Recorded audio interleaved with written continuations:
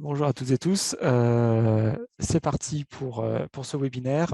Sans transition, je te donne la parole, Julien, pour nous parler un petit peu des masses en France et en Europe et des grands défis et des grands sujets qui arrivent.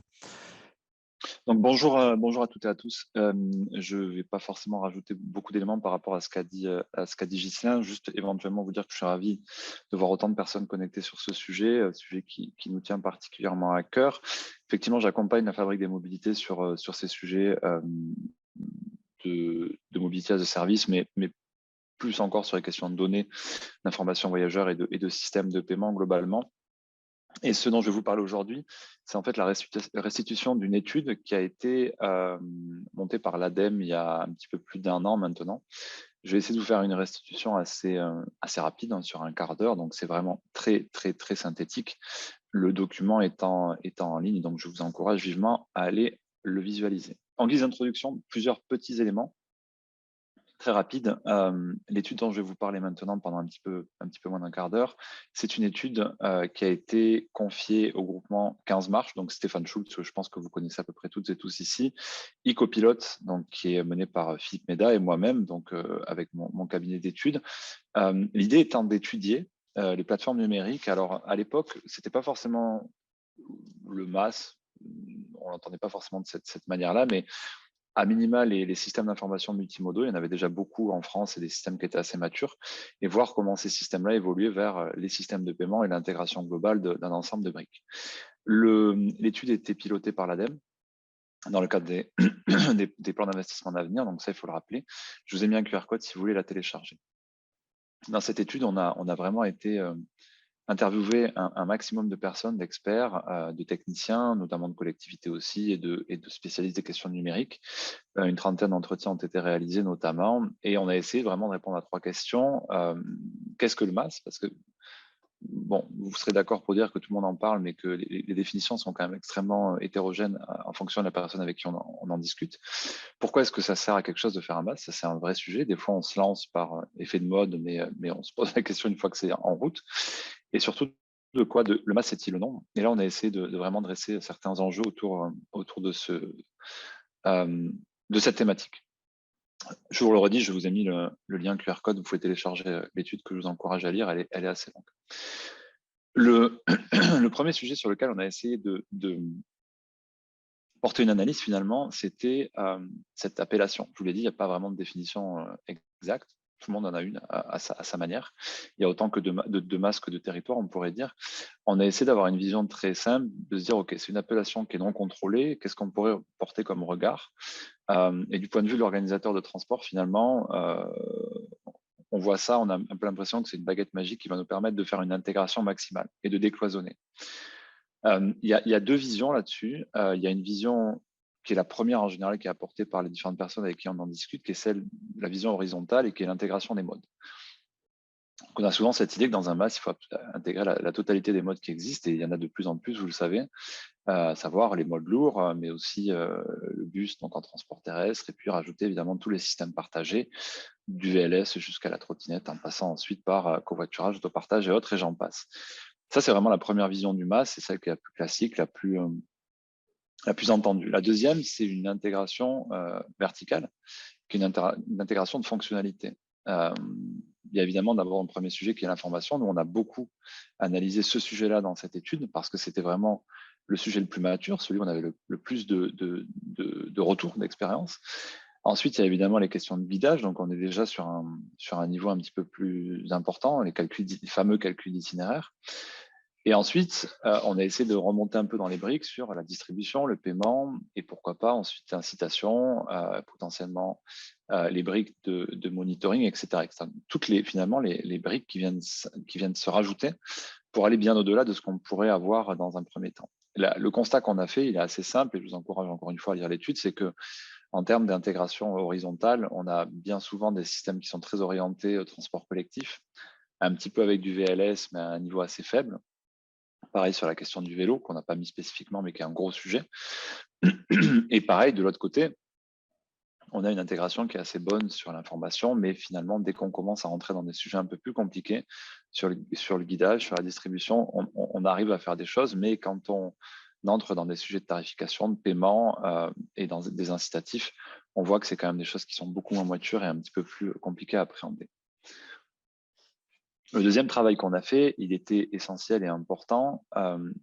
Encore une fois, là aussi, on avait différentes manières de voir le MAS sous l'aspect technique. On a essayé finalement du coup de prendre cette approche technique, d'essayer d'être le plus exhaustif possible, sachant que c'est assez compliqué, on ne va pas vous le cacher, mais en ayant deux manières de voir les choses. La première, une fois qu'on avait intégré toutes les briques, c'était de se dire, c'est quoi le besoin des utilisateurs? On en a spécifié deux, avec certaines sous-strates, on pourrait dire. Le premier besoin, c'est se repérer et choisir un mode de mobilité. Donc, c'est je prends un ou plusieurs modes de mobilité et je peux être guidé, je peux me repérer, je peux savoir où je suis et où je vais. C'est absolument stratégique. On est beaucoup dans la question de l'information à ce moment-là et de la multimodalité ou de l'intermodalité, comme je l'ai dit avant. Le deuxième, c'est accéder, pouvoir aller dans ce mode de transport, l'utiliser et être en règle, évidemment, et c'est lié. Ça, c'est vraiment les deux besoins importants. C'est un besoin finalement d'ordre un peu géographique et un besoin après d'ordre plus de facilitation et d'accès. Le deuxième, c'est qu'est-ce que cela représente pour une AO, c'est-à-dire celle qui va venir piloter le MAS.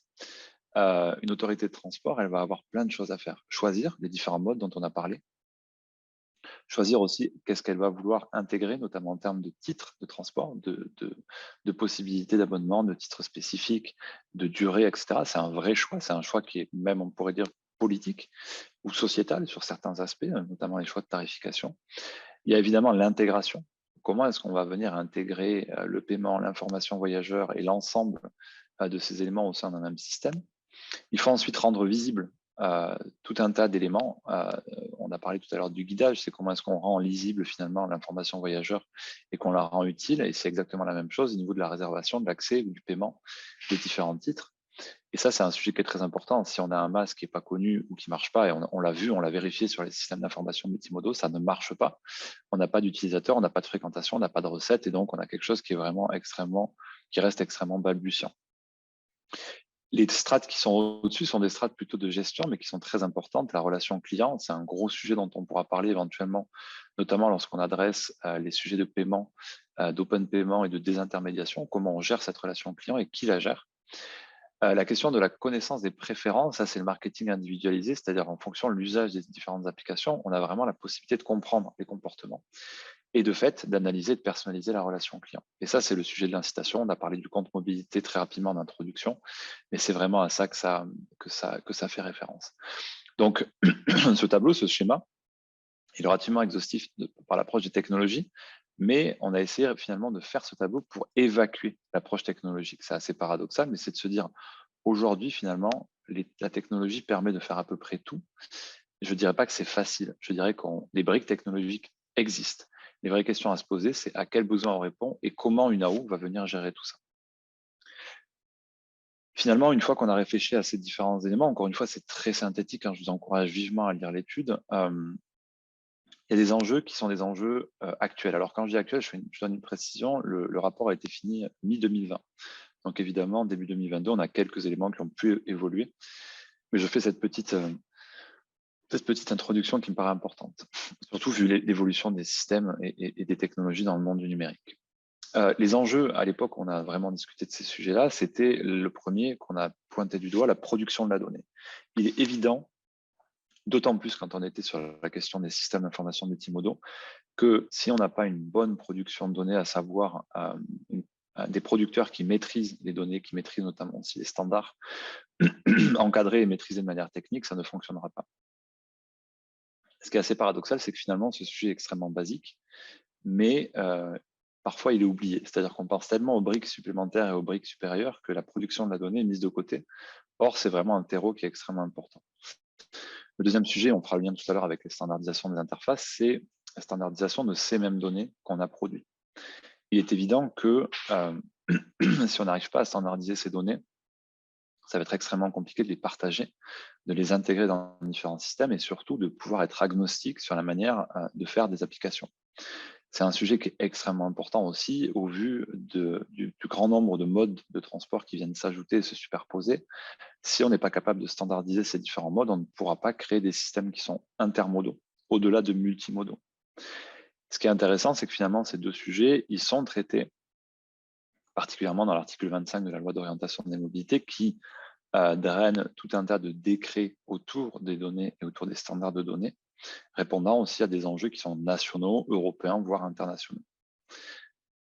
L'autre sujet qu'on a mis ici en parallèle, c'est l'appropriation des outils. Il est assez évident que si on n'arrive pas à maîtriser les outils pour standardiser ou pour produire, ça devient assez compliqué et le rôle des outils est extrêmement important, c'est-à-dire il faut pouvoir outiller, que ce soit les collectivités ou les producteurs de données, pour pouvoir travailler sur ces mêmes données et faire de l'analyse.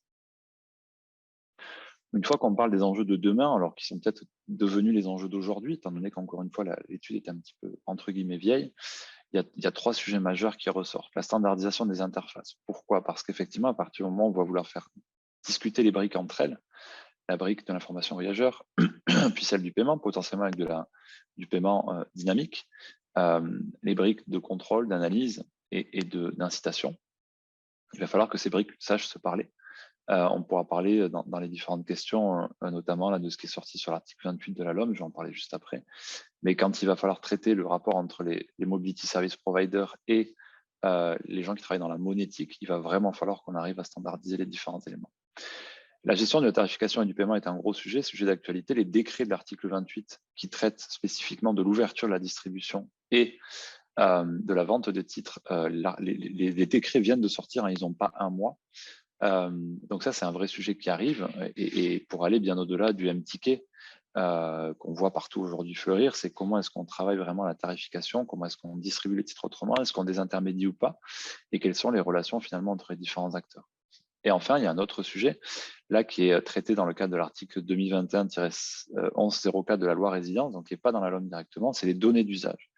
Il est évident qu'à partir du moment où on va venir créer, en utilisant différentes applications et données d'usage, il y a un vrai intérêt, mais il y a aussi une importance de les ouvrir pour pouvoir les partager, les cumuler éventuellement pour avoir un échantillon qui est intéressant. Moi, je vois par exemple sur les données vélo en ce moment sur lesquelles je bosse pas mal, c'est un vrai sujet d'actualité. Et donc, on a mis demain, mais c'est un vrai sujet déjà aujourd'hui.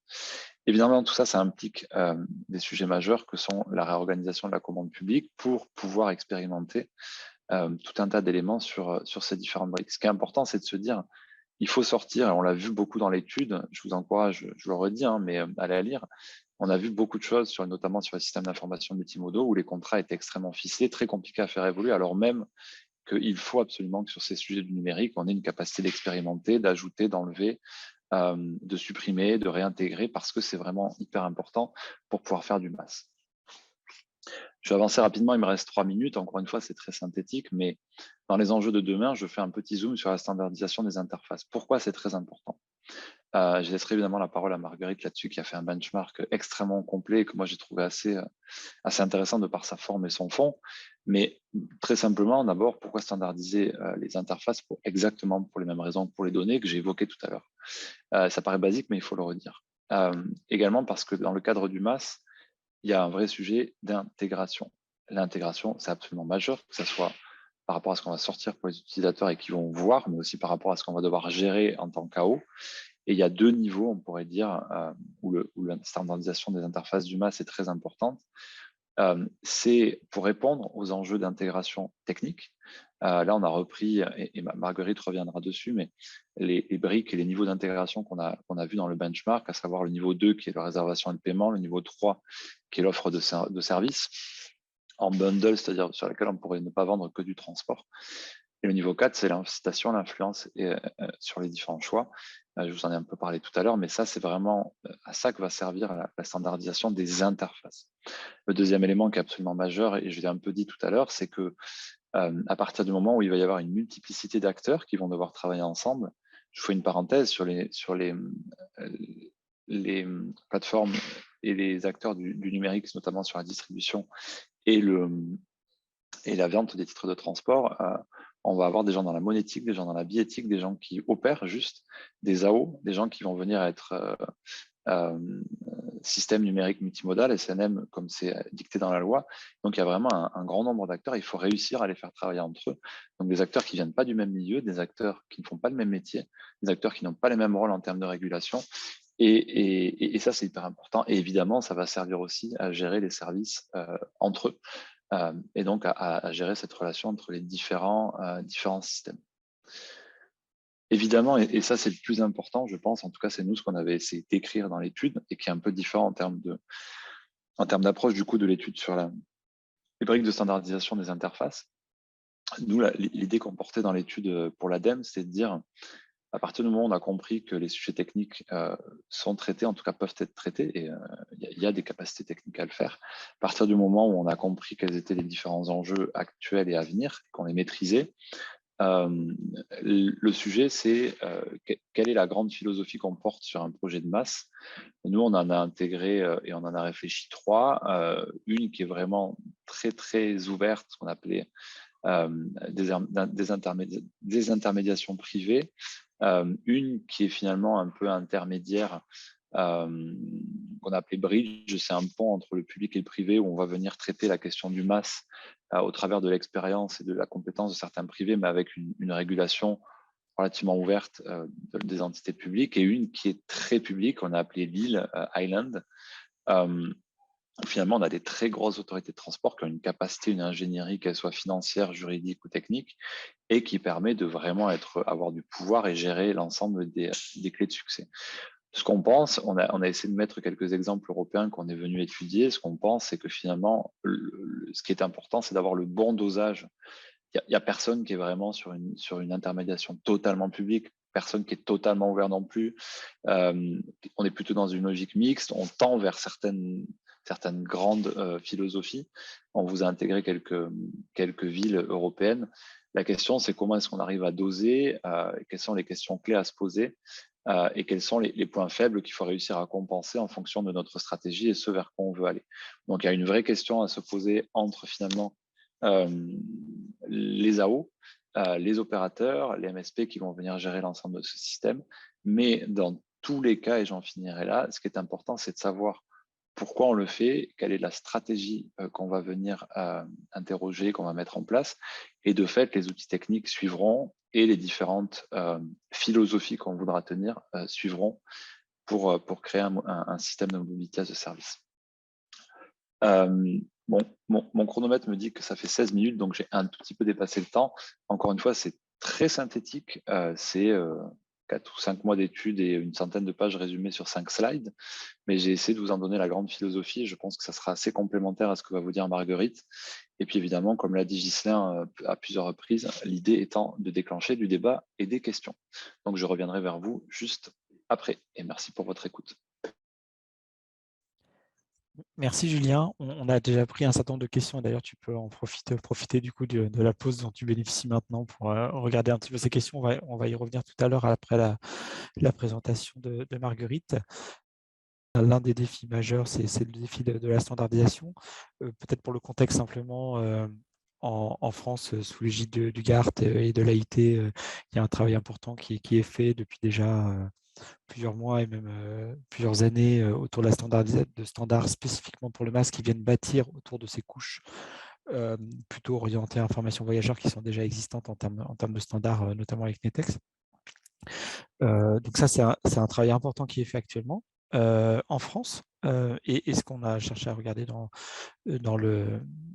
ce programme et dans ce benchmark, c'est à la fois ce qui se fait ailleurs, en Europe notamment, et puis qu'est-ce qu'il en est de la méthode pour travailler sur ces sujets d'interface, ces sujets aussi de compte mobilité, et comment on peut s'inspirer de ce qui se fait, identifier aussi peut-être les problèmes à venir en termes de comment on gère le fait que tout le monde, chaque pays travaille d'une façon qui lui est propre avec ses propres standards, et qu'est-ce que ça peut devenir à terme dans un contexte européen.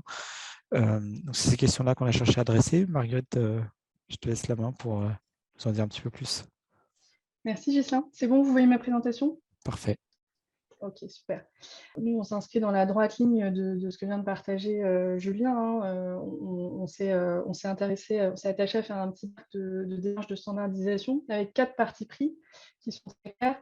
Le premier, c'est qu'il s'agit d'une sélection, donc on n'est pas dans un panorama exhaustif qui peut être déjà fait par ailleurs, notamment le CEN mène une démarche en ce sens qui doit être publiée bientôt, beaucoup plus exhaustive que la nôtre sur les standards d'interface.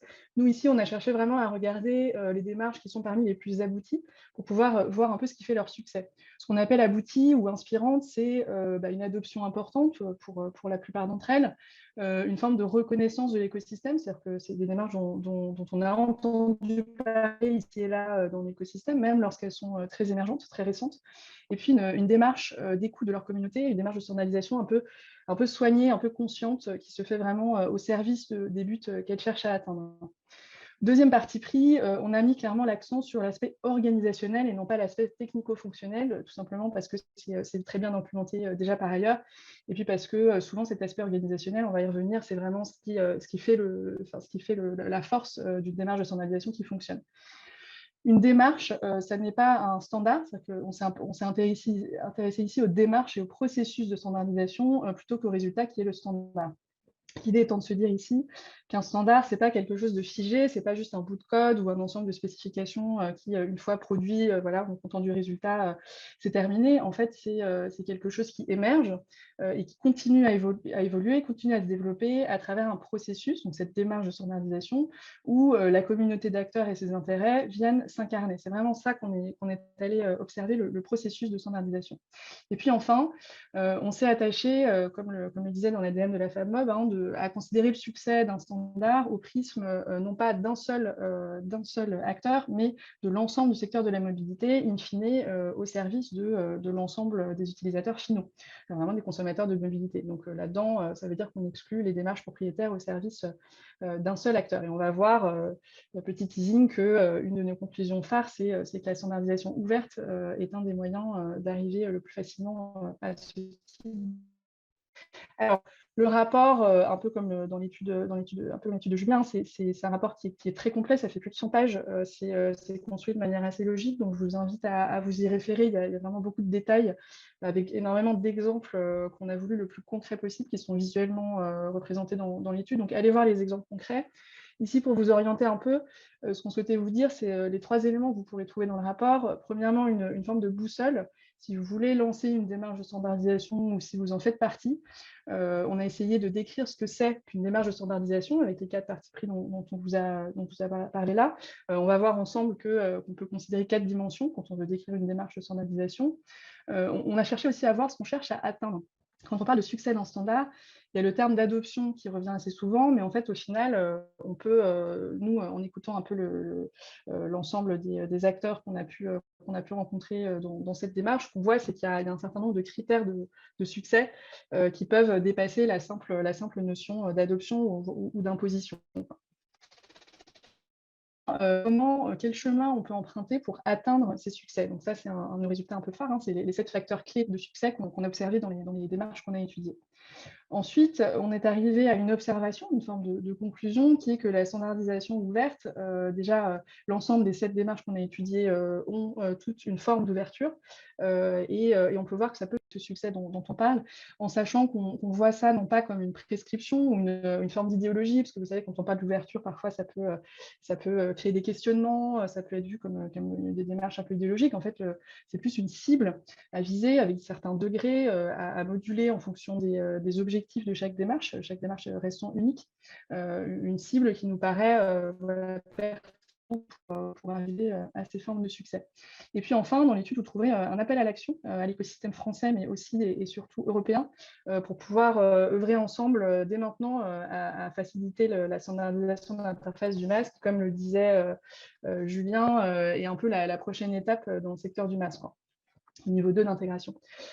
Alors, quelles démarches on a observé? On en a observé 7. Il y a 2 standards de données qui sont tout en haut à gauche. Le tableau que vous voyez, il est plus détaillé dans l'étude, donc là, je ne vais pas y revenir en détail. Ce que vous avez juste besoin de savoir, c'est tout en haut à gauche, donc NetEx et GTFS, ce sont 2 formats de données d'offres de transport, finalement. Donc, ce n'est pas exactement des standards d'interface, on les a pris parce que ce sont des démarches qui sont existantes depuis un certain temps et qui sont inspirantes selon les critères qu'on vous a donnés juste avant. Donc, vous connaissez un peu les deux, j'y reviens pas trop. pro. Les autres, il s'agit de 4 démarches de standardisation d'interface du MAS, donc vraiment plus dans notre sujet, et puis un standard de billettique. Donc MDS et CDSM, c'est un peu sur le même sujet. C'est à la fois un format de données, mais d'usage, et à la fois des interfaces de gouvernance. Donc MDS a été créé aux États-Unis en 2017 avec une adoption relativement forte en un temps assez réduit. Et en fait, il opère au niveau des villes aux États-Unis pour l'objectif étant de réguler finalement la micromobilité au sein de chacune de ces villes. Et CDSM, c'est un peu la petite sœur de MDS au niveau européen qui a été créée donc très récemment, début 2021, donc le périmètre encore un peu à définir. Autre standard vraiment d'interface MSP, pourvoyeur de services de mobilité et MAS, TOM API, avec le logo jaune que vous voyez.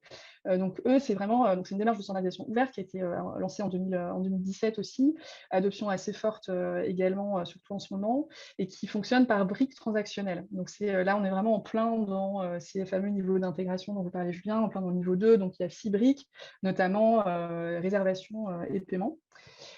OTI, donc Open Transport Initiative, qui est juste en dessous, le petit logo orange, c'est un autre type de périmètre fonctionnel finalement, puisque là, on est sur la gestion utilisateur, on est au niveau des comptes mobilité et de l'interface d'échange de données personnelles. Donc ça, c'est une initiative qui a été lancée récemment, 2018-2019, par une personne en fait au Royaume-Uni et qui actuellement n'a pas une adoption pratiquement nulle en fait, mais dont on nous a beaucoup parlé dans l'écosystème, qui a une stratégie de très long terme. Et puis enfin, Calypso, c'est un peu la grande sœur de cette démarche, puisqu'il existe depuis 2001. Et c'est un standard sur les cartes sans contact. Et ce qui est intéressant dans leur démarche, c'est qu'en 2019, leur brevet est arrivé à extinction, ce qui les a amenés à vraiment transformer leur gouvernance en adoptant explicitement une démarche ouverte. Alors, je vous disais qu'on s'est attaché à décrire ce que recouvre une démarche de standardisation. On a un peu 4 dimensions ici. La dimension fonctionnelle à gauche, je vous l'ai dit, c'est déjà bien documenté. Donc là, je vous l'ai présenté rapidement parce que c'est important de se représenter de quoi on parle, mais ce n'est pas là-dessus qu'on insiste. On insiste sur les 3 autres dimensions. Une dimension méthode, donc quelle est la façon de faire pour opérer ce processus de standardisation. La dimension organisationnelle, donc l'organisation qui sous-tend une démarche de standardisation, et puis enfin la dimension temporelle, c'est-à-dire l'évolution dans le temps du standard. Qu'est-ce que recouvre un peu cette fameuse infrastructure organisationnelle? Donc la dimension du milieu, là. Le but, c'est pas de rentrer dans le détail, il y a énormément de détails dans l'étude, mais ce que je voulais faire ici avec vous, c'est vraiment de vous donner un peu une vision globale. Si je prends un peu dans l'ordre ces 5 dimensions dans l'infrastructure organisationnelle, ce qu'il faut bien se représenter, c'est qu'un standard, une démarche de standardisation se fait au service d'une communauté. C'est vraiment ce que la démarche sert. Et ça, c'est important, on va le voir dans les facteurs clés de succès, parce que c'est cette communauté que la démarche se doit d'écouter en premier. Donc, ce sont les acteurs qui sont membres des différentes instances et leurs différents rôles que l'on détaille dans l'étude au service de la démarche. Si vous êtes dans le sens des aiguilles d'une montre, on arrive sur la dimension gouvernance. Alors ici, ça recouvre différentes choses. Il y a les instances qui sont en général bien établies. Donc, vous savez, c'est les fameux les steering committees, les comités techniques, les groupes de travail qu'on retrouve dans toutes les démarches, en fait. Donc c'est plus ou moins, enfin, c'est souvent très rodé, avec des noms différents d'instances. On a les processus de prise de décision, on va le voir ensemble, on va peut-être y revenir, mais les aspects, il y a certains outils numériques en fait qui permettent d'avoir un processus de prise de décision qui est assez rodé et en même temps assez agile pour certaines de ces démarches. Et puis derrière ça, il y a tout le facteur humain, en fait, toute la facilitation, la fluidification qui est nécessaire pour que cette prise de décision se fasse de manière fluide. Et là-dessus, on a vraiment des démarches intéressantes. Troisième élément, le modèle économique. Donc évidemment, tout ça, donc cette infrastructure organisationnelle, ça coûte, donc ça requiert d'obtenir des sous. Donc pour vous donner un ordre d'idée, par exemple, Mobility Data nous a confié que donc Mobility Data, c'est GTFS et GBFS, a un budget d'un peu plus d'1 million de dollars. Donc c'est quelque chose qu'il faut derrière couvrir avec des formes de revenus. Et puis, autre exemple, Open Mobility Foundation qui sous-tend MDS a un budget de $600 000 donc, et en extension. Donc, voilà, on recherche, dans leur cas, pour l'instant, leur budget est couvert, hein, mais ils sont en recherche de financement dans le cadre de leur extension. Si vous prenez la dimension propriété intellectuelle, donc la 4e, ici on parle d'accessibilité du standard en sachant que la plupart ont, je crois que toutes les démarches ont un code ouvert, sauf qu'il y a code, il y a spécifications qui ne sont pas forcément accessibles, disons librement, gratuitement, et puis on a des règles d'accès qui peuvent aussi moduler une licence ouverte. Et enfin, la partie organisation, là il s'agit de regarder un peu la structure juridique et l'équipe salariée qui vient travailler et sous-tendre, vraiment opérer la démarche derrière. Ce qu'on voit en fait ici, c'est que, voilà, encore une fois, on n'a pas simplement le standard comme résultat, comme ensemble de spécifications techniques, on a vraiment toute cette infrastructure qui est fondamentale et qui crée, qui est à l'origine de la vie et du succès du standard.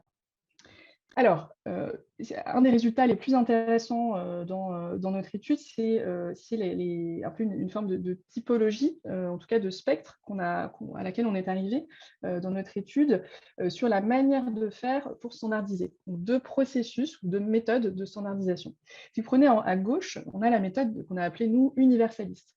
Ici, il s'agit de démarches, donc typiquement l'exemple type, c'est Netex. Il s'agit le but d'harmoniser en fait les usages au niveau d'un secteur ou au niveau d'un ensemble géographique, par exemple l'Union européenne, de façon à ce que ce soit un peu structuré.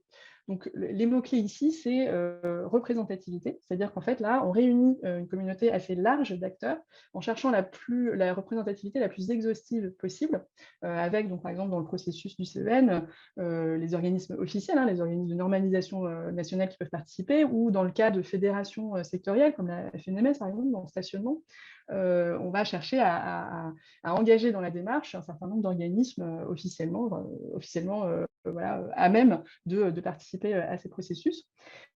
Ayant une communauté assez large d'acteurs à faire converger sur un standard, on va procéder plutôt par majorité. C'est une des différences clés avec l'autre type de démarche, de méthode. L'idée ici, dans les méthodes universalistes, c'est vraiment d'arriver à un standard sur lequel on a convergé, puisqu'on s'est mis tous ensemble de manière représentative, la plus représentative possible, de converger et du coup d'adopter, de recommander ce standard, ce qu'on appelait par le haut, c'est-à-dire soit par une imposition réglementaire, soit par une recommandation sectorielle. En revanche, la méthode communautaire, c'est un peu une autre manière de faire, c'est-à-dire qu'ici, on a finalement un usage qui émerge, soit une opportunité qu'on prend, soit quelque chose où il y a un acteur ou plusieurs, ça peut même être un acteur, comme dans le cas de Open Transport Initiative, voire une personne, qui se dit, là, on a un besoin de standardiser, par exemple, les comptes mobilité. TUMP API se dit, là, on a une opportunité, on a un pilote sur les masses aux Pays-Bas, donc on a un ensemble de gens, d'acteurs qui vont se fédérer autour de la création de masses dans une optique voilà, de fédération, de coopération. Profitons-en pour créer un standard d'intégration de MSP Mass, donc un standard d'interface, parce que de toute façon, c'est un besoin qu'on a. Donc, ce qui s'est passé dans le cas de TUMP, c'est qu'ils ont fédéré un petit nombre d'acteurs qui sont en général au début des développeurs, donc une communauté assez homogène, au début c'était 20 personnes, et ils ont travaillé ensemble de façon voilà, relativement homogène, en se regroupant dans le cas de TUMP, par exemple, une fois par semaine pendant 2-3 ans, pour produire ce standard. Ici, donc, ce qui se passe, c'est qu'au lieu de la représentativité, on a plutôt une démarche d'ouverture. L'idée étant que, forcément, si on n'a pas la légitimité institutionnelle quelque part pour mettre en œuvre notre standard, on va essayer de faire venir la plupart, enfin, le plus possible d'acteurs intéressés pour contribuer au standard. Ici, on a une convergence par consensus naturel, c'est clairement quelque chose qui est recherché dans ce type de méthode, et ce qui se fait plus facilement parce qu'on a une communauté homogène. Donc, soit on a une communauté homogène qui est une petite communauté, soit on a davantage, donc ça c'est le cas un peu de MDS qui est dans une phase un petit peu plus tardive de son évolution. On va avoir justement une fluidification dans les processus de décision qui vise vraiment à arriver à ces formes de consensus naturel. Et là, on arrive, le but étant d'arriver à une adoption organique ou volontaire, puisqu'on n'a pas, encore une fois, cette légitimité institutionnelle. Ce qui est intéressant de voir ici, c'est qu'on a un peu ces deux types, mais et c'est l'une de nos opportunités, des opportunités qu'on a identifiées, c'est qu'en fait, il s'agit davantage de voir comment on peut anticiper à quel moment ou à quel niveau se place telle ou telle démarche et comment on peut jouer un peu sur les deux tableaux. Parce que si on regarde par exemple Open Transport Initiative qui est au milieu, pourquoi on l'a mis plus ou moins au milieu? Parce qu'on voit bien que c'est une méthode, une manière de faire qui est plutôt communautaire, mais qui, en fait, leur stratégie, c'est de se baser sur la réglementation britannique au sujet de l'interfaçage, justement, des comptes mobilité, au sujet de toute la démarche d'open data.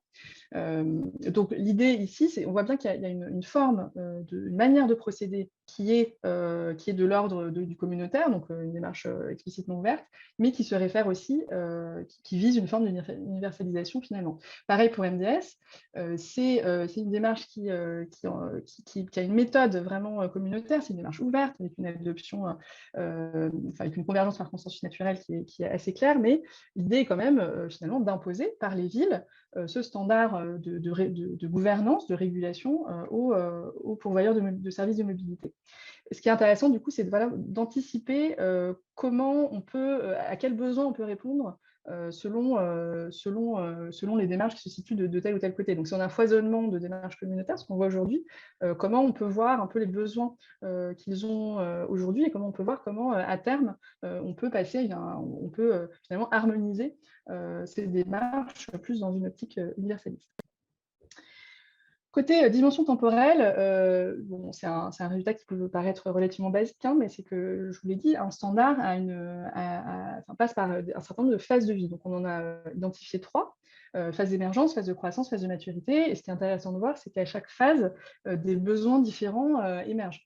Donc, en phase d'émergence, on a CDSM, OTI, Tom PAPI. Ce qu'il faut voir ici, c'est qu'en général, on a des initiatives qui sont peu structurées, parce que c'est en général vraiment fondé au départ sur du bénévolat, donc il y a peu de ressources. Donc, eux, ils vont avoir besoin de ressources. C'est le cas de OTI, Tom PAPI aujourd'hui, qui sont en recherche de financement pour se structurer, justement. Phase de croissance, on va avoir plutôt un besoin d'extension. Le standard à ce stade a été produit, un certain degré d'adoption important. On va chercher un peu à augmenter l'impact. C'est le cas de MDS qui cherche aujourd'hui stratégiquement à augmenter sa présence en Europe. Et puis Netex cherche, notamment via l'association Data for Kitty, qui a été financée par DG Move, cherche aussi à étendre son degré d'adoption en étant à l'écoute de sa communauté. Et puis enfin, en phase de maturité, donc Calypso, qui est là depuis de nombreuses années, là, en phase de maturité, on va commencer à voir comment on peut se rapprocher justement d'une démarche universaliste, en voyant comment on peut rester peut-être au plus proche du régulateur, voire éventuellement converger, voir est-ce que le régulateur peut à un moment se saisir d'un standard disons, organique existant pour en faire une recommandation ou une imposition. Alors, un autre résultat qui est vraiment important dans notre étude, ce sont ces fameux 7 facteurs clés de succès qu'on a identifiés. C'est vraiment là où on décortique un peu ce que fait le succès de toutes ces démarches. S'il y a une chose que vous devez retenir, je pense, de cette présentation, parce que c'est dense, hein, c'est le premier, c'est écouter la communauté. En fait, un standard n'est pas neutre. Il est au service d'une communauté, d'un ensemble d'acteurs qui a des intérêts divergents. Et ça requiert un certain nombre de processus à mettre en place. Donc, quand on dit répondre aux besoins de la communauté, qu'est-ce que ça veut dire? Ça veut dire savoir être à l'écoute et faire des remontées des besoins du terrain. Ce qu'on voit ici, c'est que les standards, les démarches ouvertes de standardisation, qui sont assez proches du numérique, hein, on va y revenir, sont de bons moyens en fait, d'être à l'écoute de ces besoins, parce que si vous connaissez un peu tout ce qui est dépôt de données type GitHub, en fait, il y a une forme de gouvernance ou de processus qui permet, qui par design, en fait, qui permet d'être à l'écoute de la communauté de manière efficace. Donc, on parle d'écouter, de faire remonter et de prioriser les besoins de la communauté. On parle de savoir mobiliser les bonnes compétences au bon moment pour ces besoins-là. Ça, c'est une compétence, c'est une réelle compétence qu'il faut savoir mettre en place. Mobility Data en est un bon exemple, hein. Ils nous ont parlé d'un exemple d'extension qui a été mise en place en 6 semaines, hein. C'est vraiment des temps rapides. Donc un degré d'écoute de la communauté qui, on sent, a été soigné et bien rodé. Donc, savoir mobiliser les bonnes compétences, savoir produire et faire produire l'extension, ou en l'occurrence l'extension demandée. Donc là, ça veut dire savoir faire appel aux bonnes personnes au sein de la communauté pour le produire. Dans le cas de Mobility Data, dans l'exemple que je vous ai donné. Ou, autre exemple, dans le cas de MDS, eux nous faisaient remarquer que l'open source a aussi ses limites et que parfois, il faut savoir aussi le produire en interne. Donc, eux, ils ont un directeur de l'open source qui est chargé parfois de drafter la première version en interne pour favoriser une qualité maximale. Toujours à l'écoute de la communauté, avec ces processus de gouvernance qui sont détaillés dans l'étude, qui permettent de garantir l'ouverture. J'insiste aussi sur la partie fluidification des échanges dont je vous parlais un petit peu au début, c'est vraiment fondamental. Si je vous prends l'exemple de MDS, c'est en fait un standard qui est un peu au cœur d'un certain niveau un certain degré de conflictualité, puisque, je vous le disais, il s'agit quand même de réguler les pourvoyeurs de services de mobilité à l'échelle d'une ville. Donc, il s'agit d'imposer quelque part une interface de gouvernance. Donc, ce n'est pas forcément accepté par tout le monde. Donc, il y a tout un aspect fluidification et facilitation, voire gestion de conflits, qu'ils ont mis au point qui est assez rodé. Donc, par exemple, ça se reflète dans un certain nombre d'instances. Il y a beaucoup d'instances chez Open Mobility Foundation qui reflètent, donc, par exemple, la partie technologique, la partie politique, sachant que ce sont deux aspects qui se parlent pas forcément de manière immédiate. Mais au-delà des instances, il y a tout un effort de la part de l'équipe de Open Mobility Foundation pour faire se parler ces différentes instances et anticiper les conflits potentiels ou les incompréhensions potentielles de façon justement à pouvoir converger par consensus fait naturellement, plutôt que ce qu'il nous disait, c'est qu'il préférait aller voir le board, donc qui est un peu le décideur hein, chez MDS, donc le conseil en fait de ville, de 13 villes. Donc, il cherchait à le voir en amont, le plus en amont possible du processus de standardisation, pour éviter qu'au bout de 3 mois de travail, il y ait un veto, un no-go, et que ce soit 3 mois de travail perdus. Donc, c'est toutes ces petites choses-là qui peuvent paraître pas grand-chose, mais qui sont fondamentales dans cet aspect d'écoute de la communauté et qui amène in fine au succès. Deuxième facteur, je vais passer un peu plus vite, mais rendre accessible le standard, bon, c'est évident, hein, si vous n'avez pas physiquement accès au standard, on a déjà un souci. Donc il y a la licence, il y a aussi, on y reviendra dans la démarche ouverte, mais est-ce que le standard est gratuit ou pas? À quel point c'est payant? Il y a différentes manières de voir les choses ici, mais plus c'est gratuit, évidemment, plus c'est accessible et plus c'est quand même un facteur de succès. La contextualisation nationale, je voudrais insister là-dessus, parce que c'est une vraie qualité de NetEx et des démarches européennes là-dessus, c'est que par définition, l'Union européenne est habituée en fait, à décliner par pays les directives, les réglementations. Donc là, sur le standard, on a un certain nombre de profils nationaux gratuits qui sont accessibles, et c'est ça qui permet l'implémentation. J'insiste aussi sur l'aspect langue qui est très basique, mais qui est aussi, on l'a vu, hein, fondamental. C'est-à-dire que si vous n'avez pas, ça va avec la contextualisation nationale, mais c'est même plus basique que ça.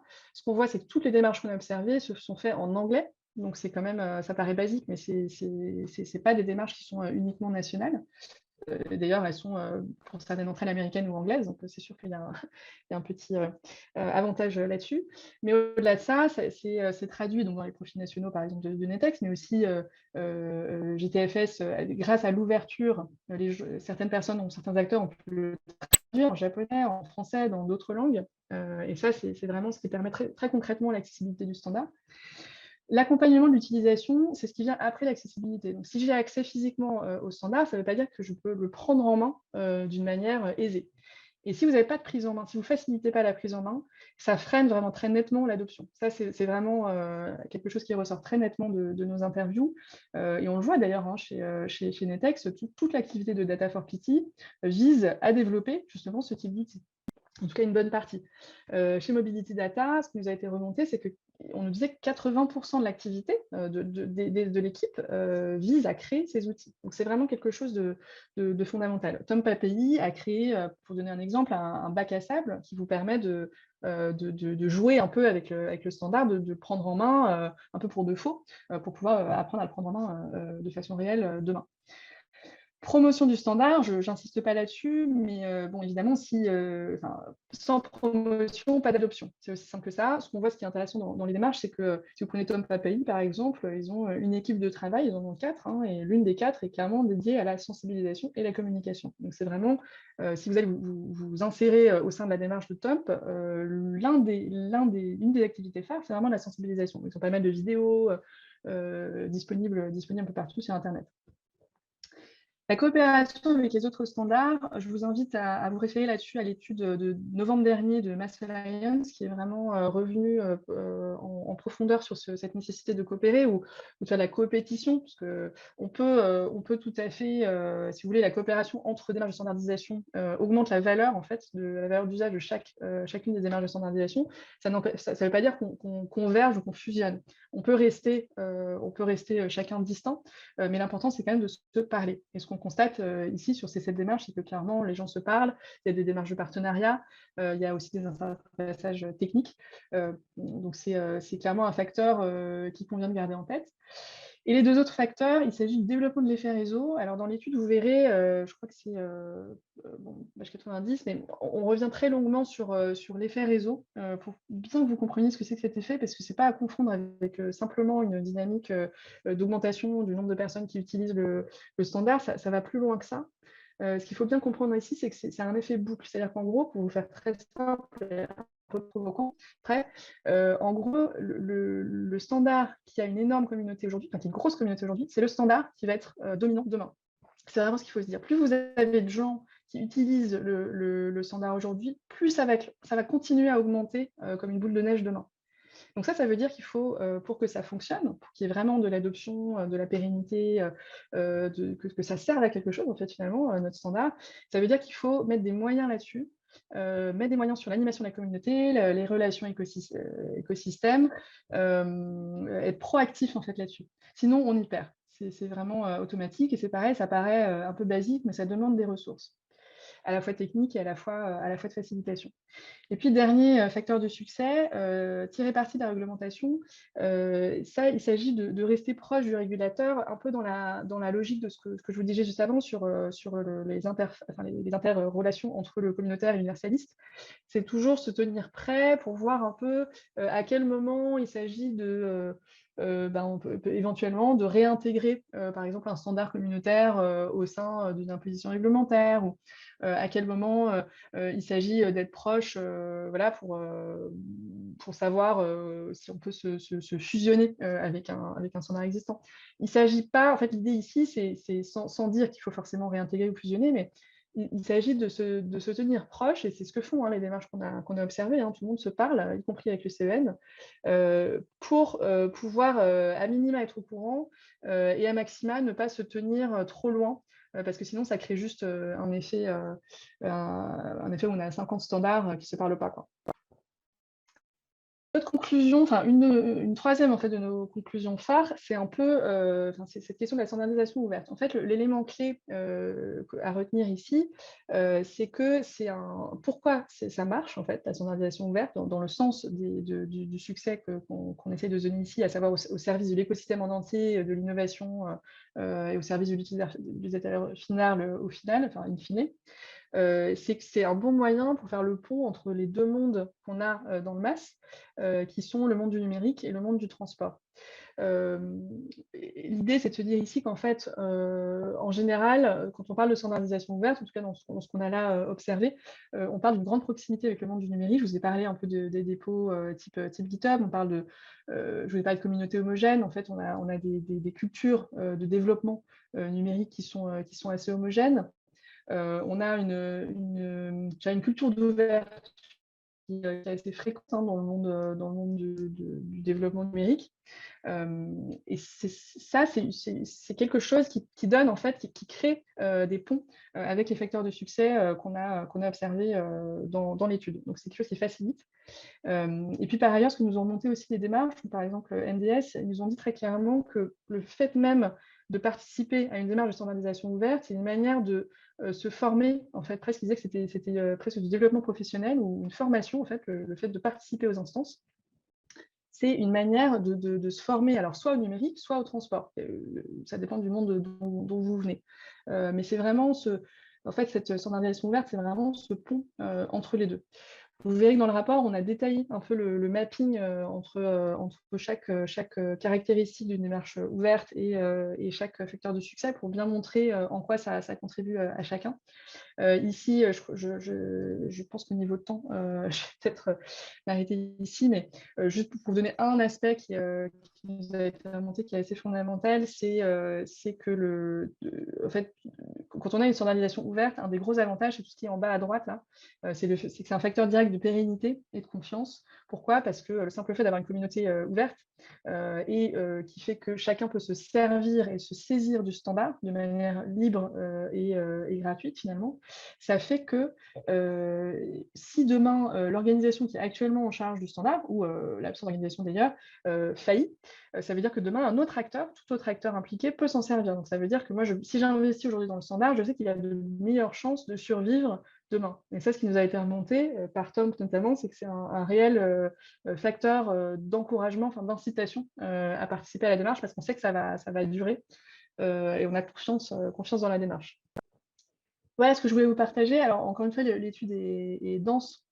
Donc, je vous invite à aller vous rendre vraiment pour voir un peu notamment les exemples pratiques. Je ne reviens pas sur nos opportunités à ce stade. Peut-être que tu veux y revenir, Ghislain, mais je vais peut-être te repasser la parole pour synthétiser tout ça. Merci à tous. Merci beaucoup, Marguerite. Je pense que déjà, on a pas mal de choses à méditer, à discuter suite à tout ce que tu viens de nous présenter et bien sûr à ce que Julien nous a introduit, qui a déjà suscité beaucoup de réactions. Je propose de rentrer tout simplement dans la discussion sur la base des questions qui ont été proposées. Alors, certaines ont déjà suscité des débuts de réponse, au moins, de Julien, qui a été très actif pendant que toi, Marguerite, tu prenais la parole, et avec des débuts de débat d'ailleurs assez intéressants. Donc, du coup, les participants d'ailleurs sont seuls à avoir la primeur, parce qu'ils se font des débats dans le chat, mais on va revenir sur certains peut-être de ces sujets. Peut-être le premier sujet qui a été évoqué par Monsieur Allemand, si je ne me trompe pas, si Fian est bien monsieur, c'est une question qui portait sur le degré d'utilisation finalement des différents outils, leur part de marché en quelque sorte, pour le citer. Et c'est une question qui était adressée à Julien sur les outils, alors calculateur d'itinéraire, SIM, MAS, selon les cas. Tu as commencé à y répondre, Julien, mais peut-être tu veux compléter et puis le partager à tout le monde. C'est un sujet qui est très intéressant, cette question qui a été posée. Nous, effectivement, c'était une des thématiques qu'on essaie d'aborder avec les personnes qu'on a interviewées dans le cadre des systèmes d'information multimodaux. Le constat qu'on a fait, et comme je le mettais dans le chat, ça a fait l'objet ensuite d'une rubrique à part, c'est qu'il y avait très peu de ROI sur les utilisations. Alors, pour deux raisons.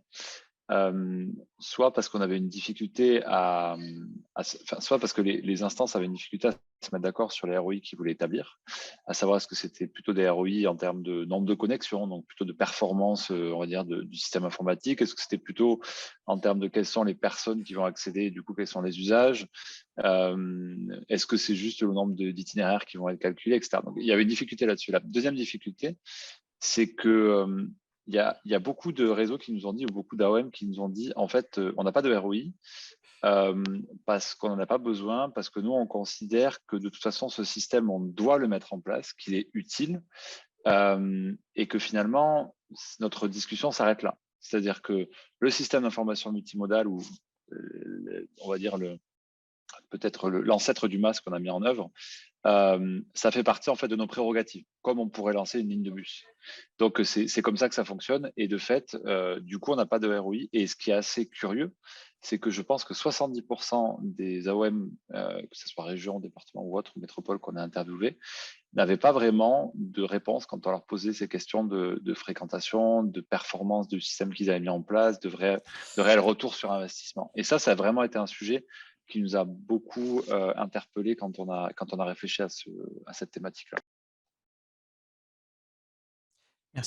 Merci Julien. Est-ce que ça répondait bien à la question? Ça m'avait l'air évidemment assez complet. Il y avait une question sur tout simplement qu'est-ce que c'est que le ROI. Donc c'est une notion de est-ce qu'il y a un retour financier finalement, notamment en termes d'utilisateurs additionnels sur la plateforme ou sur les transports. Est-ce que finalement le fait de un peu une grande question que d'ailleurs nous-mêmes on se pose dans notre programme C2E, est-ce que si on a un meilleur masse, est-ce qu'on va avoir plus d'utilisateurs des transports en public ou plus d'utilisateurs du vélo ou plus d'utilisateurs de ces modes de transport?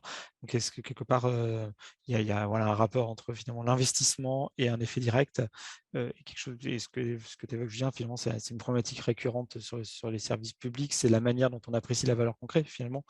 Et qu'aujourd'hui, je ne sais pas, pour accéder à une piscine, si on n'avait ni carte magnétique, ni moyen moderne d'y accéder, on se dirait c'est bizarre cette piscine, elle fonctionne un peu bizarrement. Mais d'un autre Exactement. côté, est-ce que ça crée réellement un bénéfice économique de mettre, je sais pas, des cartes ou des codes barres à l'entrée de la piscine? Peut-être pas directement, mais malgré tout, Ouais. on fait une piscine à Mais neuf aujourd'hui, on met des systèmes adaptés. du coup, c'est une question qui est plus globale sur le MAS. Nous, on a essayé de répondre. On avait 5 thématiques en gros là-dessus. Sur les ROI, il y avait l'impact en termes de CO2, c'est-à-dire qu'est-ce qu'on est capable vraiment. On a parlé à un moment de l'autoroute là dans le chat. Est-ce qu'on est capable vraiment d'avoir ce retour là-dessus sur l'impact écologique, on va dire. Il y avait un impact social. Ça, c'est ce qu'on avait vu notamment à Édimbourg. Il y avait un impact sur l'attractivité territoriale, c'est-à-dire qu'est-ce que le MAS fait qu'il y a plus de gens qui viennent, etc., etc. Lié au tourisme, parce que par exemple, le MAS est très peu orienté vers les non quotidiens, non réguliers ou visiteurs, on va dire, ça c'est un vrai sujet. Et même potentiellement on avait intégré la logique aussi de logistique, c'est-à-dire à un moment, c'est quand on sortait de la logique du voyageur. Et donc nous, c'est ces ROI qu'on a essayé de regarder dans l'étude, mais qui, je le redis, sont quasiment absents des discussions à la base. Et nous, on en a fait une des conclusions. J'en profite pour faire une page de pub pour l'Observatoire du MAS et Laurent Chevreau, avec lequel on travaille sur actuellement un groupe de travail qui vient de se lancer sur justement les modèles économiques du MAS et qui typiquement cherche aussi à réunir, on va dire, l'information disponible sur ce sujet-là. Et pour vu les différents acteurs, là on vient de parler de l'acteur public, mais quelque part le ROI par exemple d'un MAS, il peut aussi s'apprécier pour les autres acteurs. Vu d'un MS, vu d'un opérateur de mobilité, est-ce que c'est intéressant le MAS de faire l'effort d'aller dans un MAS, vu de même un éditeur de solutions, comment il gagne sa vie, est-ce qu'il peut vraiment gagner sa vie, etc. Et la question se pose pour beaucoup d'acteurs de l'écosystème, pas uniquement les acteurs publics, donc c'est un sujet du moment. Merci à Laurent d'avoir partagé le lien sur l'Observatoire du MAS, où il y a déjà quantité de ressources, et il y en aura du coup des nouvelles d'ici 2-3 mois, vu qu'il y a plusieurs groupes de travail qui se sont lancés. Peut-être une question additionnelle encore sur la partie masse qui a occupé plusieurs fils de discussion d'ailleurs. C'est la question entre en gros le monde physique et numérique, entre les cartes et les pas les cartes.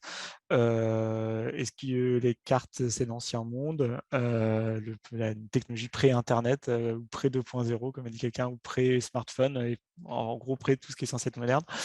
Est-ce qu'une carte combinée à un compte mobilité, c'est quelque chose qu'on appelle un MAS, c'est quelque chose qui apporte quelque chose? Voilà, comment aborder le sujet? Et s'il y a quelques réactions plus de celles de Julien, évidemment, elles sont des bienvenues. Ça, c'est un grand sujet qui revient tout le temps. Sur lequel j'ai un avis très tranché, mais je répondais aussi dans le chat que quand vous partez aux Pays-Bas, qu'il y a la chipcard en fait, qui est une carte MyFair, qui est une billettique assez ancienne en fait, qui a 10 ans, mais qui intègre tous les modes de déplacement de type transport public et qui vous donne accès surtout à la possibilité de stationner votre vélo, de louer des vélos en gare, dans toutes les gares. Il faut rappeler que 45% des gens qui prennent le train aux Pays-Bas arrivent en vélo. Malgré tout, ça reste une carte physique. Il y a une balance sur son appli, c'est-à-dire que sur votre appli, vous savez combien il vous reste sur votre carte. Ça fonctionne très bien. Est-ce que c'est un MAS? On peut se poser la question. Enfin, je le prendrai par l'autre sens, c'est à partir du moment où on répond aux deux questions que j'ai posées en amont. Est-ce que je peux être guidé, connaître l'offre, on va dire géographiquement, et est-ce que je peux y accéder, être en règle? Ça marche. Et est-ce que derrière, l'autorité de transport a la capacité de monitorer tout ça À partir du moment où on valide avec sa carte, qu'on rentre dans un parking et qu'ils savent combien de temps on y est resté pour laisser son vélo et qu'on vous dit à partir de 24 heures, vous payez 1 € parce que c'est gratuit les 24 premières heures, ça fonctionne très bien. Tous les modes de transport y sont et en suivant l'application, on sait aussi comment ça fonctionne. Et ça marche avec une validation évidemment montée et sortie avec un système de post-paiement. Donc c'est basique, ça reste du support physique très classique, mais finalement ça répond aux questions que nous on avait posées sur le MAS qui étaient assez basiques. Donc on dirait que oui, mais évidemment même les Néerlandais sont en train d'évoluer vers l'open payment et ce qu'on a vu sur le chat, le account-based ticketing. Donc on va évoluer potentiellement aussi vers de la dématérialisation, mais n'oublions pas une chose, même en évoluant vers des choses dématérialisé, il restera toujours des systèmes très classiques. On va sûrement avoir une superposition et des systèmes qui vont coexister pendant un très long moment. Donc je pense qu'on va vivre ça et c'est un peu comme la différence. On nous pose toujours la question, oui, mais sur l'information voyageur, est-ce qu'il faut garder les cartes papier, est-ce qu'il faut avoir des plans et des fiches horaires, etc. Bien sûr. Et est-ce qu'il y a besoin surtout d'un rapport humain? Oui. Je donnerai une petite anecdote. Quand à Bruxelles, Xavier Takoun a lancé le Bruxelles Mobility Store, c'était le grand paradoxe de dire on va faire un espace physique avec des gens, des vrais gens, pour expliquer aux gens aux autres gens comment on utilise les modes de transport et comment on utilise une appli pour y accéder. Alors, est-ce que c'est un paradoxe ou pas? Je ne sais pas, mais c'est une réalité. Donc voilà, il ne faut surtout pas opposer tout ça, tout comme ne pas opposer le M-ticketing avec l'open payment. Enfin, tout ça va coexister. Il faut juste savoir à quoi ça sert et est-ce que c'est vraiment utile là où on se trouve en fonction de la taille de son réseau et des besoins. Donc j'en reviens à des choses extrêmement basiques, mais je crois que c'est ça la réponse. Merci Julien. Est-ce que éventuellement William ou Fionn qui avaient réagi sur ce sujet, vous avez éventuellement une réaction?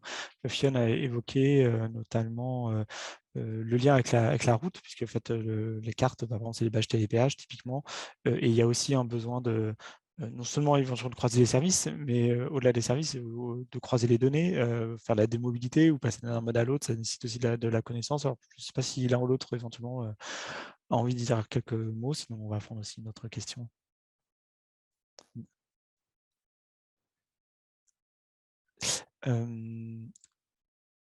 Peut-être, Julien, si tu veux compléter justement sur cette question des données de différents modes de transport, parce que là effectivement, on a le MAS, il y a une question de périmètre, que tu disais, chacun a Ouais. un périmètre différent. Si on demande à un transporteur public, un opérateur de transport public ou à une entreprise d'automobile, pas exactement la même définition du MAS, et notamment est-ce qu'on inclut la route, la voiture, tout simplement, les déplacements classiques en voiture qui sont quand même majoritaires dans beaucoup de cas de figure. Et à quel moment il faut faire le lien entre les deux? Est-ce que c'est sur le plan des services? Est-ce que c'est sur le plan des données? Qu'est-ce qu'on constate aujourd'hui comme étant les pratiques, les expérimentations intéressantes autour de ça? Alors, sur les données, là où il faut être clair, c'est que la standardisation des données de la route existe. Il y a tout un tas alors, s'il y a des spécialistes qui viennent du CEN ou qui bossent sur le standard européen, il y a Datex, etc. Il y a même d'ailleurs sur l'aviation, IATA, parce qu'on n'en parle presque jamais, mais on peut intégrer l'information voyageur des différents aéroports, des départs des avions aussi dans un MAS. Why not? Je veux dire, pour les touristes, ça peut marcher.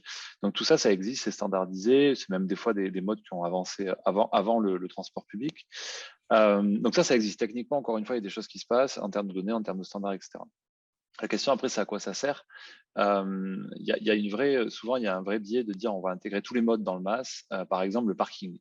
Ce qu'il faut bien comprendre, c'est que bien souvent, que ce soit en France ou dans les autres pays, la personne qui va utiliser le transport public au quotidien, qui est vraiment un aveuteur et qui a cette utilisation des modes de transport classiques et qui va être un urbain, donc le bus, la trottinette, le vélo, même si elle l'utilise par opportunité, c'est pas la personne qui va beaucoup utiliser le parking, la voiture, etc. Ou en tout cas, si elle le fait, ça va être de manière ponctuelle. Donc, est-ce qu'elle a besoin d'avoir une intégration du parking, de la capacité à payer son parking avec un mobile ou avec un compte unique? On peut vraiment se poser la question. Pour l'autoroute, c'est pareil. Si on reprend le cas des Néerlandais, on dit toujours les Néerlandais, ils se déplacent à vélo très bien. Oui, toute la semaine. Le week-end, ils ont des très belles voitures allemandes. Maintenant, beaucoup de Tesla. Mais c'est très ponctuel et finalement, ils vont vous dire, on s'en fiche. Nous, ce qui nous intéresse, c'est d'avoir un système intégré pour la semaine quand on est dans des déplacements contraints. Mais quand on est dans des déplacements autres, même de loisirs ou qu'on a d'autres distances, etc., c'est pas quelque chose qui nous intéresse. Donc, la question de l'intégration des modes, il faut vraiment qu'elle se plie à cette logique du besoin. Le stationnement, moi, me paraît toujours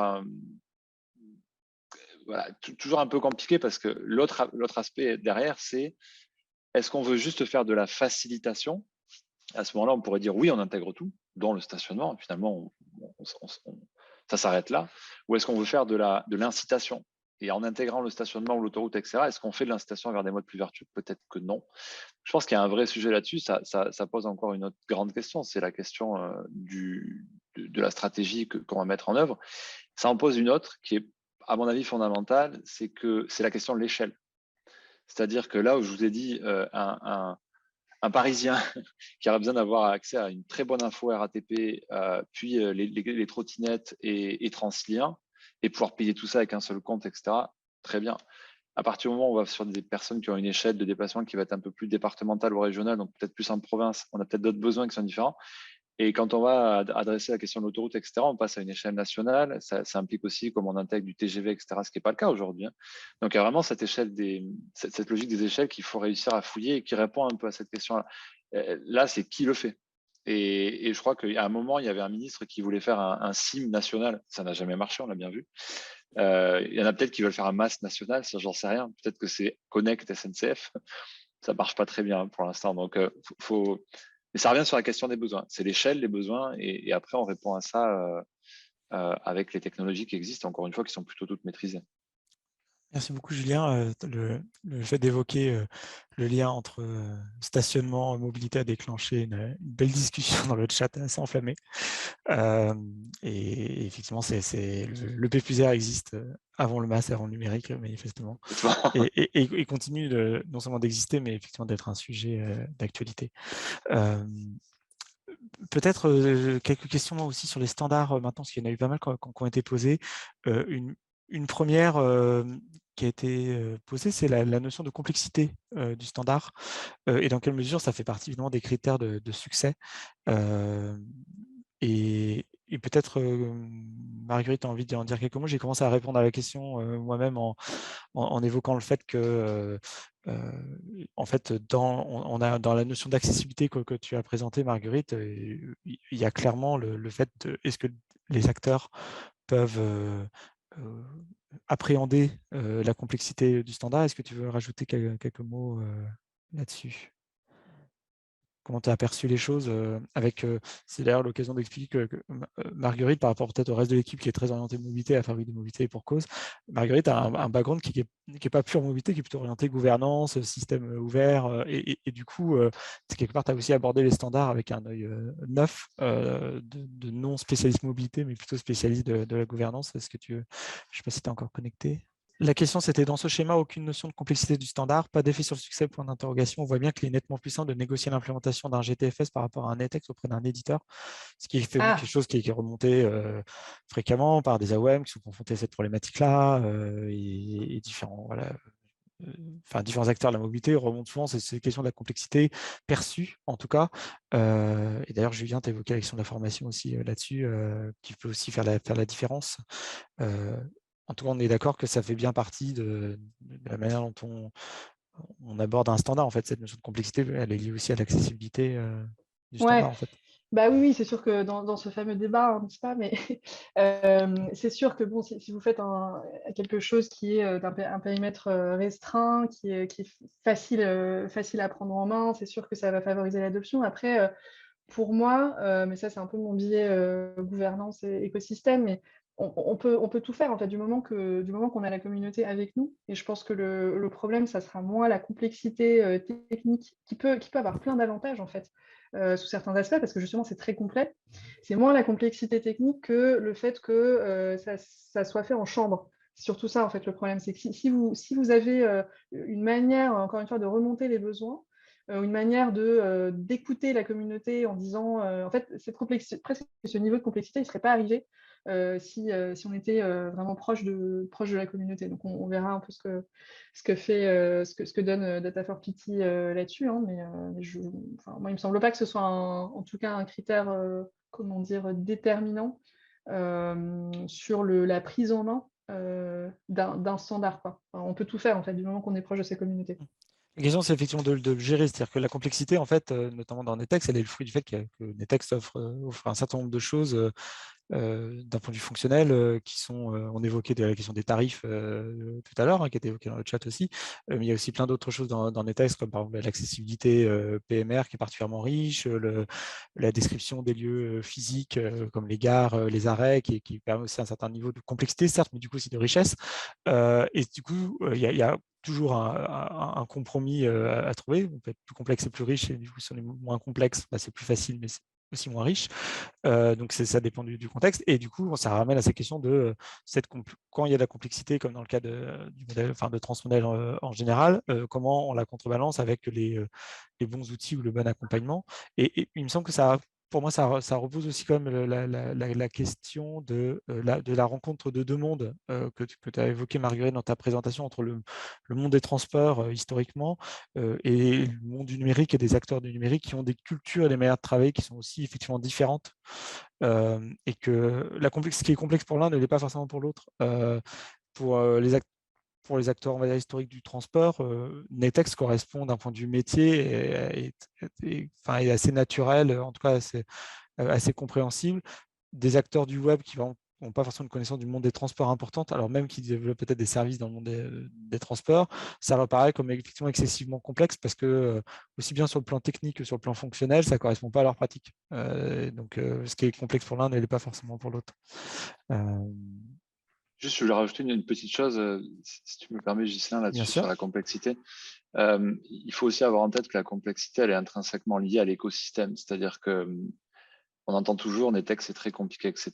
J'ai dit tout à l'heure, la question, c'est comment est-ce qu'on s'y forme et surtout après, c'est qui. C'est-à-dire qu'une fois qu'on est autorité de transport, est-ce qu'on recrute des gens pour gérer ces systèmes-là et du coup, effectivement, ça implique d'intégrer une nouvelle, entre guillemets, compétence, un nouveau monde dans le monde des transports qui est celui du numérique, mais on peut prendre des ETP et le faire en interne. C'est un choix. Ou alors, on fait appel à des écosystèmes qui savent faire ça, type Mobility Data, outils, c'est-à-dire qu'ils donnent des outils. On a des Enroute, des Okinaf, etc., qui savent standardiser vos propres données. En Espagne, il y en a d'autres, et des Ingartech, etc., qui le font. Donc ça, c'est un vrai sujet, c'est-à-dire que la complexité, elle existe. Parce que même GTFS, il n'y a pas beaucoup de gens autour de la table là, qui savent. Si je leur dis, codez-nous un GTFS des horaires, même d'un petit réseau, faut quand même comprendre, il y a quand même un vrai background, comme tu le disais, qu'il faut avoir. Donc, une fois qu'on a compris que oui, c'était complexe, que ce soit Netex ou GTFS, peut-être avec un niveau qui est un peu différent, c'est qui va le faire et du coup, à partir de qui va le faire, est-ce qu'on le fait chez nous en tant qu'AO?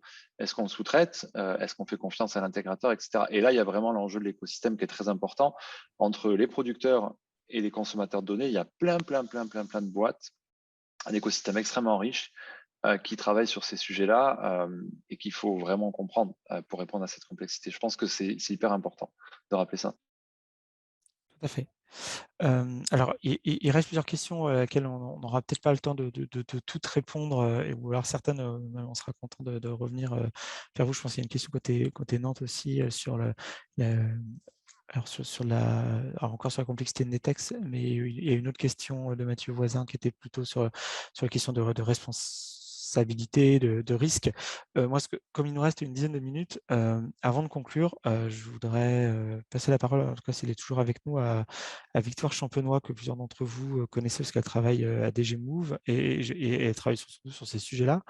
Et je me disais, Victoire, si jamais vous aviez peut-être une sorte de rapport d'étonnement suite à ces deux présentations, alors vous connaissez évidemment très très bien le sujet, vous avez des travaux là-dessus, comment vous percevez à la fois ce qui a été présenté, mais aussi par rapport aux questions qui ont été posées, voilà, si vous avez quelques commentaires à faire ou réactions à chaud, elles sont bienvenues. Je ne sais pas si vous avez... Vous arrivez à m'entendre? Oui, on vous entend Oui, très bien. oui, bonjour à tous Bonjour. et merci beaucoup pour les présentations. C'était extrêmement intéressant et merci de me donner la parole rapidement. Juste évidemment pour nous, juste pour tout le monde, je travaille à la DG Move, dans l'équipe sur les systèmes de transport intelligents et sur les questions de multimodalité et de masse. Et évidemment la question des standards et de comment est-ce que les standards sont réutilisés, c'est un enjeu extrêmement important pour nous, pour s'assurer aussi, on n'a pas beaucoup parlé de ça, mais du développement des services dans un premier temps bien sûr, mais aussi de l'interopérabilité de ces services au niveau européen. Nous, on a évidemment dans la législation sur la multimodalité, sur l'information, sur les systèmes de transport d'information dont découle la loi LOM, on a intégré des recommandations avec les standards transmodèles. Et on finance, ça a été dit, Marguerite l'a bien expliqué, le projet Data for Pity pour s'assurer que ces standards qui restent complexes, on vient d'en parler, soient utilisés par le plus grand nombre. Et là, surtout, je voulais faire un peu de publicité profiter de ce temps de parole pour promouvoir ce qu'on est en train de faire sur les questions de masse. On est en train de lancer, on vient juste début janvier, de lancer une étude sur les services de masse, mais pas seulement, aussi de façon plus générale sur les services de billettique pour la longue distance. Et dans le cadre de cette étude, on s'interroge, est-ce qu'au niveau européen, il y a une valeur ajoutée à faire des recommandations de standards pour les interfaces? Et si c'est le cas, quels standards est-ce qu'on doit promouvoir dans la législation?